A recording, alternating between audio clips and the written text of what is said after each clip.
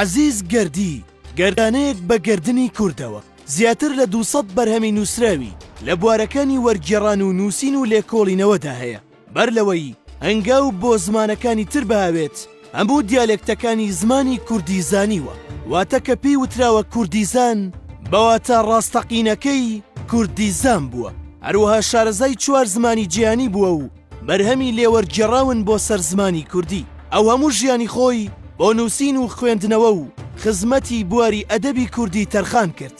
تەنانەت لەم ڕێگەیەشدا دەرفەتی نەبووە و سەرگیری بکات. دەیان جاریش پێی وتراوە کەمێک بۆ خۆت بژی، بەڵام ئەو کەمێک بۆ خۆی نەژیا و زۆرێک بۆ گەلەکەی و بۆ مێژوو ژیە. عەزیز ئەحمەد عەبدوڵڵا ناسرا و بە عەزیز گەردی لە ساڵی 1947 لە هەولێر لەدایک بووە. لەم کۆتاییانەی تەمەنیشیدا بەهۆی بێهیواییەوە لەوەی کە نەتەوەکەی ڕێز لە بەرهەمەکانی ناگرێت گۆشەگیری هەڵبژارد و لە خانوویەکدا لە ناحیەی بەحرکەی نزیک بە شاری هەولێر ژیانی دەکرد. دژی خۆ دەرخستن و خۆنواندن بوو، کەمترین دەرکەوتنی لە ڕاگەیاندندا هەیە. زیاتر بەکاری نووسین و وەرگێڕانەوە خەریک بوو. زۆر جاریش گلەی لەوە کردووە کە بەردەوام داوای لێ دەکرێت لە ناو کایە حیزبیەکاندا ڕۆڵی هەبێت.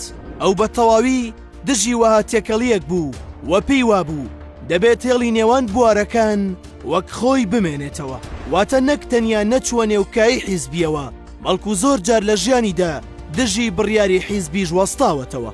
بۆ نمونە کاتێک زانکۆی کۆیە لە ساڵی 2003دا کرایەوە کێشەی مامۆستا و وانەبێژی هەبوو، بەهۆی ئەوەی ئەو زانکۆیە لە سنووری سەوزدا بوو. بە بڕیارێکی سیاسی ئەو کات بڕیاردرا هیچ مامۆستایەکی زانکۆی سەلاحەددین بۆی نییە لە زانکۆی کۆیەوانە بڵێتەوە، تاکە مامۆستایەک کە دژی ئەم بڕیارە وەستایەوە عەزیز گەردی بوو. ئەو بە ئاشکراوتی من 2 ڕۆژ لە کۆیە دەبم و 3 ڕۆژ لە سەلاحەددین، فەرمونون ئەگەر دەتوانن دەرم بکەن. ئەم هەڵوێست و بیرە ڕاشکاوانەی لەناو بەرهەمەکانیشیدا ڕەنگی داوەتەوە و بۆ یەک جاریش قەڵەمەکەی نەخستوەتە خزمەتی بەرژەوەندی کەسێکەوە.